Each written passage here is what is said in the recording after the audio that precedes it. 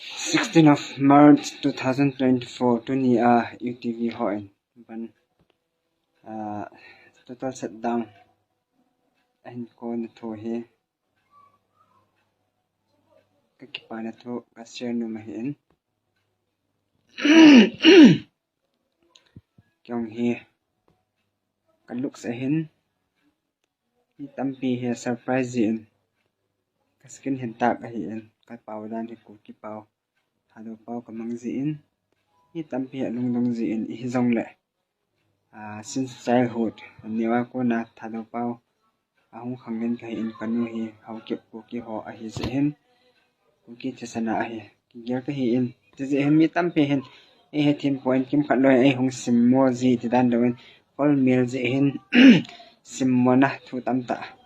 kasa ziin ho ka sapoin a hi ding don ka ko in azi so ilen namun to i complex an hi ki bang telo hi zi chen he thim ziin bi zong le khalani wang hi mit ching nau ta tam ta ziin i ham tia kamel to ke tu lo thing sela paw ka tho the hi le chu i pi ham hoine ti dang lo hi ta en ahung boi gena na je ho hi aza pi jin azu kham man ma chu ki pan na hung nei loi jong da lo hindi paw thi no sa hung tho je i ho pi la lam ho le bui ki jiu na ai zo ke hem mo lo hi tribal paw ke ti jong na ke su ke in mizo thado mar paite simte gangte vai phe I can speak all English mai tai hindi thong i ho het tabang ho so i ho la ho het so ke pe su ke tho hi in kalung an neo po in ke jong le ta thim lo lam so ke po in he jong le ke chip sa ho dia wang cho a thim zo so ke thon lai tho hi tu chunga UTV ho in ban en ko le hi asa ta ka support hi azi cho mi ke ta lo mit cha vai mi du ta lo lam kai tam mong ta a kho ba ka kho bai ta ke jong he i ma cha bol ko ke nei po hi jong le don le kai ki ti zo sia hi caption num lo hi cho azi cho ku ki a ki se ma hi sa ku ki hi so gar hi ku ki gar hi so gar bai te to I mean sorry mai hei to ku ki gar ki hi so ki pai te sa a chum a du ta sei ngai lo ku ki a min het ku ki hi ku ki gar mai hei gar ku ki le mai hei he chikar wa lo hi in itu za hi don la kai ki ti mong hi lungmong sela cho am ho UTV ho pan la na za cho fast food ki hong hi so sum ki ho he cho ai ti za hi don la kai ki ti po cho ho ya lu dham ti so ki bui pi lo cho ahong ki dong zo si ki pi jing tha khara zanga a hi lo hele kha ve le za sang kha ve le sanga ti ai hong ki sei jing ke hi so mai chang to ding ipi cho ding ti explain wang ki mo zo pon te he jong le gal le tul ne hi ji wa chu am ho duty la na le am ho gun chu na za la chu sum ki ho the a hi ji cha a ki phun num po in boi na i ma cha i tu lo ja chu i the khama don na kai ki ti has pan ki la hin tu chu nga hin ki dong cho hai lai lu dham am ho gen thei tu na ki puna hin tu chu nga ban a hin ko hi sa ta ki support hi ka chi rong ka chi no ma hi ban bola ki zaul ti ka lung ge hin la hi jong le ga ha aza abula khan se bang chun skin hi za chu ma hi ji hin ni ta bang thela ki setting le stay home stay safe ti so ki zui tab be hi in dukan ha na ki bui pi po in ga ki chi hanang hin le koi ham kha ta chen ka ja na hai kya kyu nikalai ban nahi samja po hum ki ti mai thai na kim lo sa po hin li pa hum ki tho mai thai te mai thai pa po hum khawon tin ko ta ho him ki sa ta ke hi net khulun ka hi boin santos ka hi in hau ki ba ka hi in kanu cho hau ki ba hi in hau ki ba ka hi in bi hi zon la ka chan chin thu hi YouTube a jong kha be hi ti ham ke le ke hi introduce ki bonum ji in aji cho mi hon ai mu dan le ke gel ha dan he ki hin ji ba ese bi he jong le kang pu pi langa anal mozi dan hi sa jong thau ji in ke ho ta bang hi mun tena thau hi in nung neu hi ven lang kamelo hin za chom jong on le moria apaw jong asai jing ge ven ka za na ke lam ka ding in santos ka hi in kang pu pi ading anal mozi dan ti ke ho chang hi skin dark skin la ai dan dan so mi hon he do pe no in ka gelin ke zona tua kan video kan simahin viral na dinga kan sim no he di po in tu chunga mu UTV ho in ban amol hi kuki hi na in support ka bole ti hil chet na ka hin hi in mabana lam kai in ho hi hi tabanga lam kai ki ta lo ki tu lo in nei jing sang win ei ho ji beya ikka wa ikka tu sang hin lam kai ho zo hi khabe ta hin na khalo pa hin poi ma chan thil di lo buang ngam ta po ta ti ke lung ye zo hi ki ta ngai hi in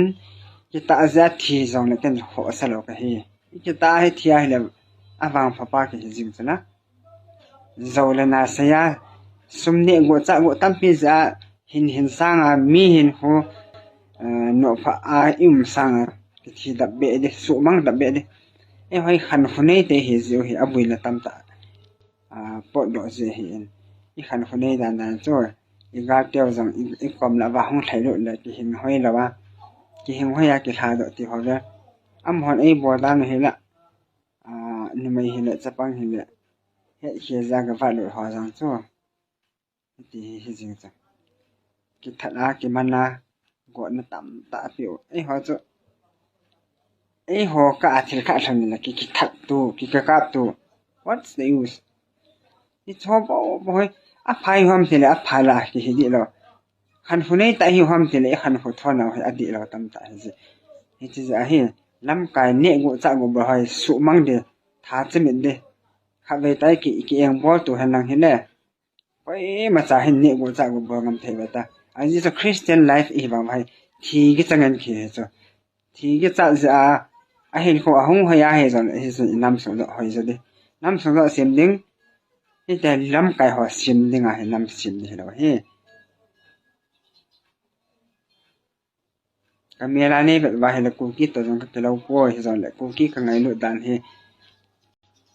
from the bottom of my heart it is a hi khat ve le it is sai te ding kanum zin a hi wangin piham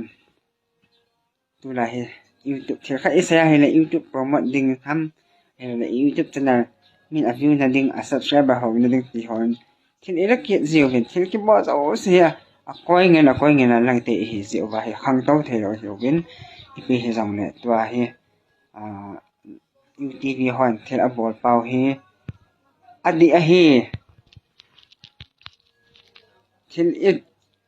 thil pha I chanu ma hi le a thun na ding dora thun sau hi tin a chi na ding dora chi sau hi tin ani di dor hon ne hen lang